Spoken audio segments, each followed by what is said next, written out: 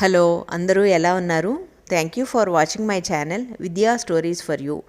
ఇవాళ ఈ వీడియోలో ఒక టాపిక్ గురించి మాట్లాడదాం అనుకుంటున్నాను.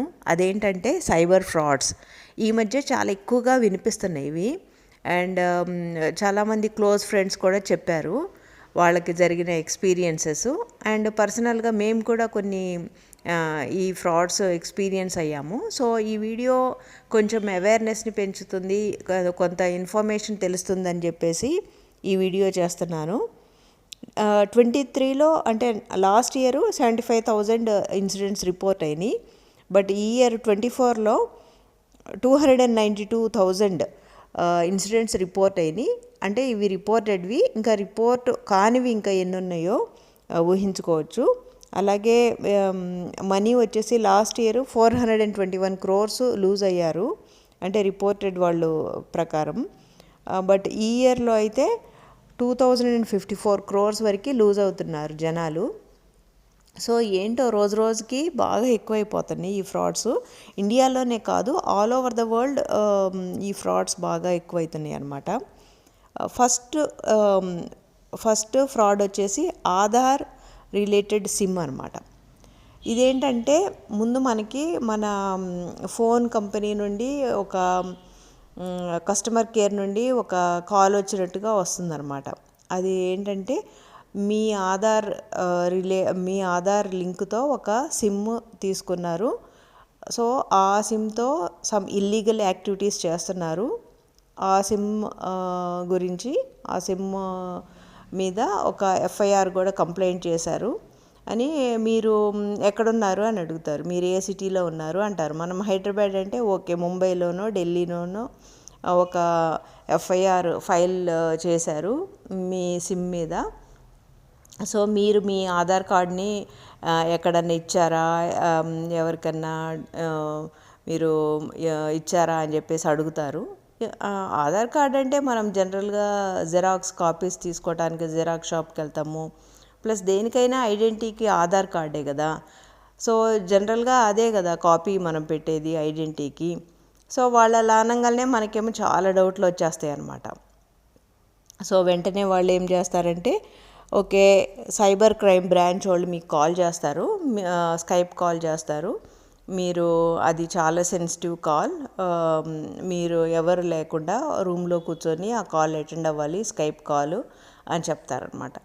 సో వాళ్ళు ఇలా అంటున్నప్పుడు యాక్చువల్గా ఆ టైంలో మనకి కొంచెం మైండ్ బ్లాంక్ అయిపోద్ది, మనం కూడా లాజికల్గా థింక్ చేయము. సో ఇది మా ఫ్రెండ్ వాళ్ళకి జరిగిందనమాట ఈ ఇన్సిడెంటు.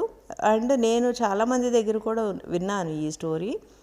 సో తర్వాత వాళ్ళకి ఏంటంటే, మా ఫ్రెండ్ వాళ్ళ హస్బెండ్కి ఆయన వాళ్ళు చెప్పినట్టుగా ఒక రూమ్లోకి వెళ్ళి కూర్చొని స్కైప్ కాల్ అటెండ్ అయ్యారు.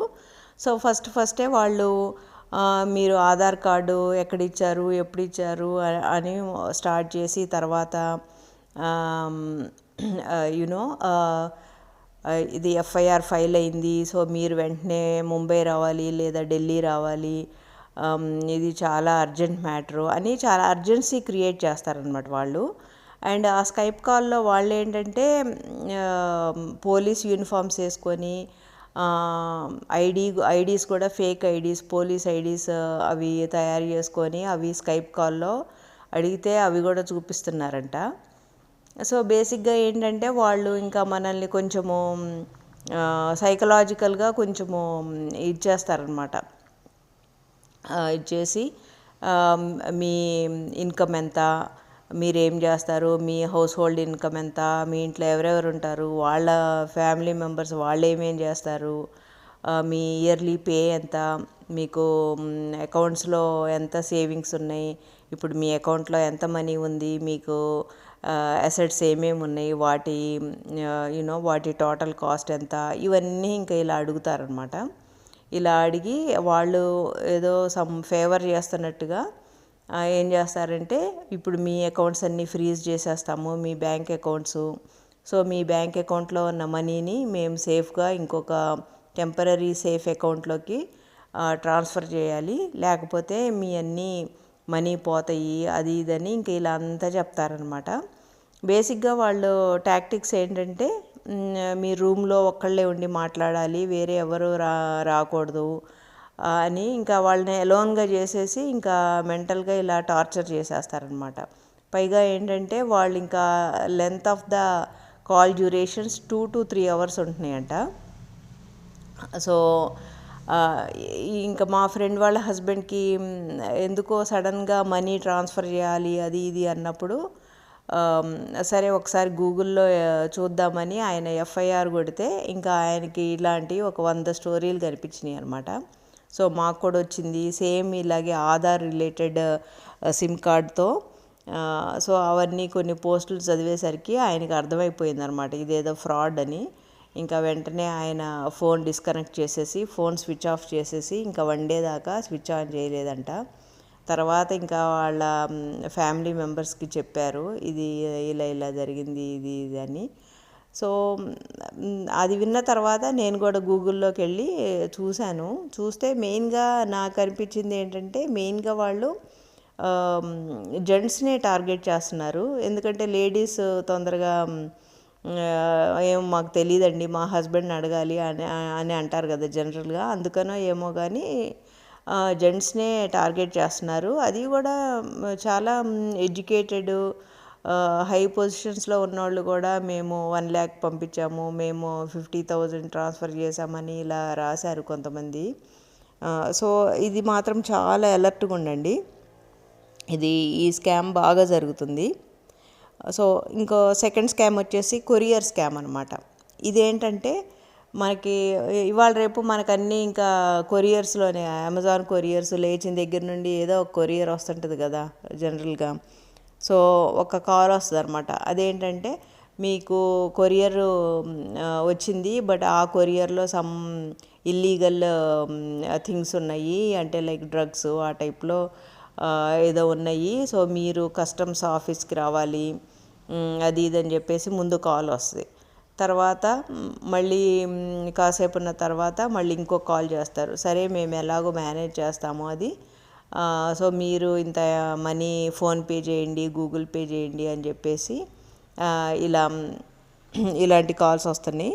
సో అలాంటి వాటికి ఏమి పడిపోవద్దు, మీరు భయపడద్దు. బేసిక్గా ఇవి కూడా చాలా ఎక్కువగా రిపీటెడ్గా ఇలాంటి కాల్స్ వస్తున్నాయి. కొంతమంది కొంచెం కంగారు పడి డబ్బులు కూడా పంపిస్తున్నారంట. సో అలాంటివి మాత్రం చేయబాకండి. థర్డ్ టైప్ ఆఫ్ స్కామ్ వచ్చేసి ఇది మనము హౌస్ రెంట్కి పెట్టామనుకోండి, టూలెట్ బోర్డు. ఇదైతే పర్సనల్గా నాకు చాలాసార్లు జరిగింది. ఇట్లా ఎస్పెషల్లీ బెంగళూరు, హైదరాబాద్ ఇలాంటి సిటీస్లో ఎక్కువ జరుగుతుంది ఇది.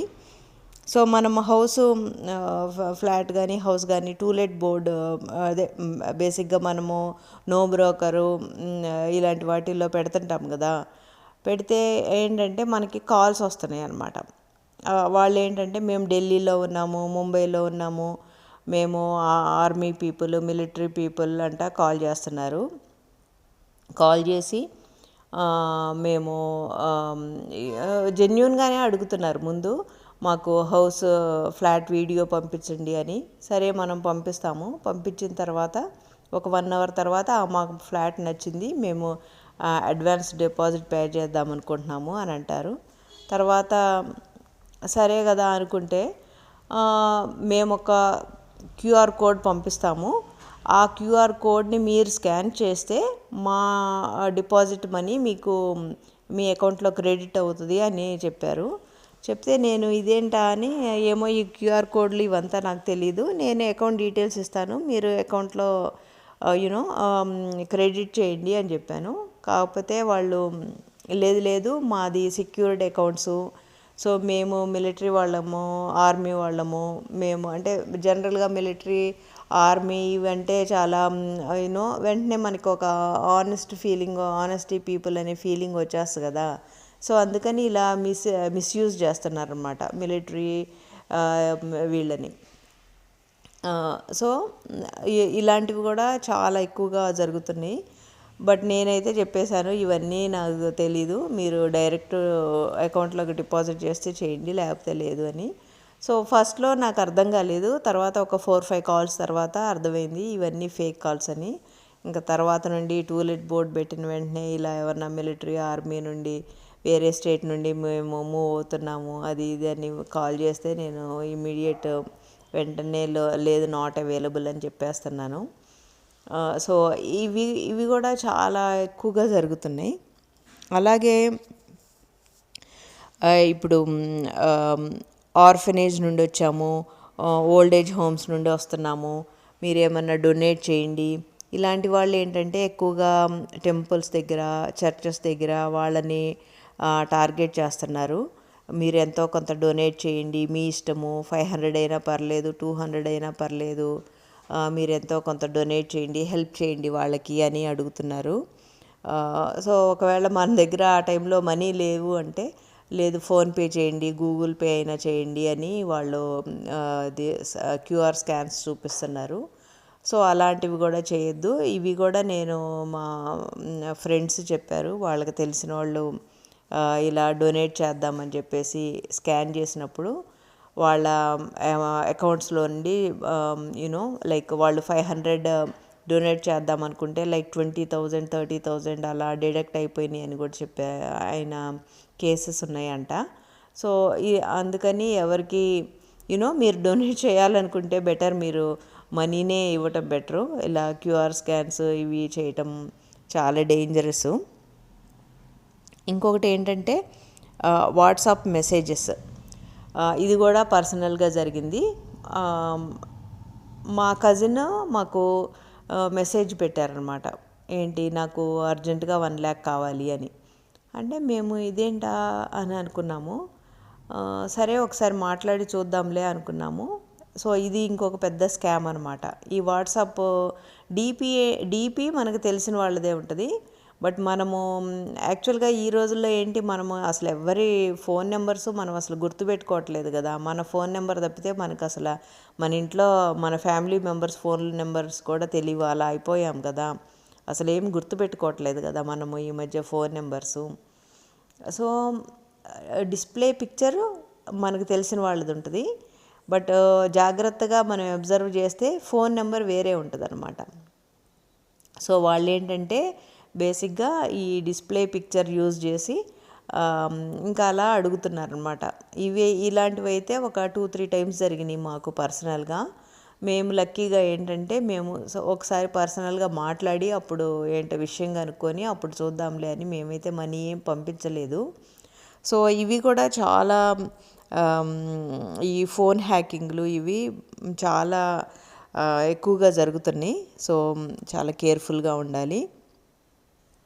ఇంకొకటి ఏంటంటే ఇంకొక టైప్ ఆఫ్ క్రైమ్ ఏంటంటే ఈ సైబర్ క్రైము, ఉన్నట్టుండి మన అకౌంట్లో నుండి మనీ డెబిట్ అయిపోతుంటాయి అన్నమాట.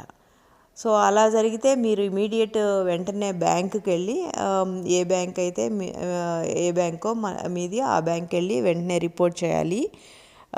అసలు ఆర్బీఐ రూల్ ప్రకారం అయితే మనం కంప్లైంట్ ఇస్తే 1 అవర్లో మన మనీ మనకి పే చేయాలన్నమాట. బట్ బ్యాంక్స్ వాళ్ళు ఏంటంటే ఒక్కోసారి కొంచెము అంత తొందరగా రెస్పాండ్ అవ్వరు.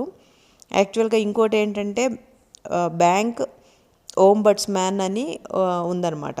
అంటే ఏంటంటే వాళ్ళకి మనం కంప్లైంట్ చేస్తే ఇలా బ్యాంకులో ఏ ఇష్యూస్ ఉన్నా కానీ మనం రిపోర్ట్ ఇవ్వచ్చు. సో వాళ్ళు యాక్షన్ తీసుకుంటారనమాట. సో ఇవన్నీ కూడా చాలా కేర్ఫుల్గా మెసేజెస్ అవి చూసుకుంటూ ఉండాలి. ఇలాంటిది ఏదన్నా జరిగితే మాత్రం ఇమీడియట్ వెంటనే బ్యాంక్కి వెళ్ళి రిపోర్ట్ చేయాలి. బ్యాంక్ ఓంబడ్స్మ్యాన్కి రిపోర్ట్ చేయటం ఇవన్నీ ఇమీడియట్గా చేయాలి, అసలు డిలే చేయొద్దు. ఇంకొక టైప్ ఆఫ్ స్కామ్ ఏంటంటే ఇప్పుడు యూఎస్లో చదువుకుంటున్నారు కదా స్టూడెంట్స్.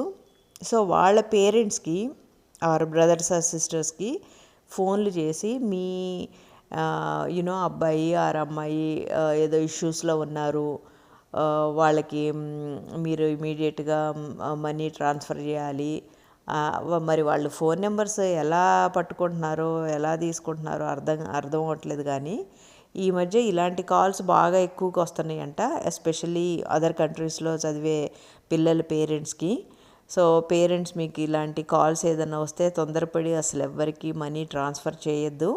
ఒకసారి మీ పిల్లలతో మాట్లాడి కన్ఫర్మ్ చేసుకొని అసలు ఏంటి అని సంగతి తెలుసుకొని కానీ చేయొద్దు. సో ఇలాంటివి కూడా చాలా వినిపిస్తున్నాయి ఈ మధ్య. అండ్ మోర్ ఓవర్ ఇప్పుడు సులేఖలో ఏదైనా యాడ్ పెడితే ఆ యాడ్కి ఎక్కువ మంది ఫేక్ పీపులే రెస్పాండ్ అవుతున్నారు. సో సులేఖలో యాడ్స్ పోస్ట్ చేసేటప్పుడు కూడా చాలా కేర్ఫుల్గా ఉండాలి.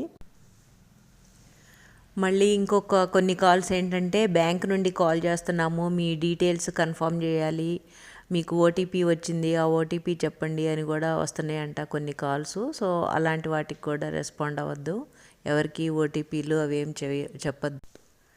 సో కేర్ఫుల్గా ఉండండి guys. See you all in the next video. Thank you, bye.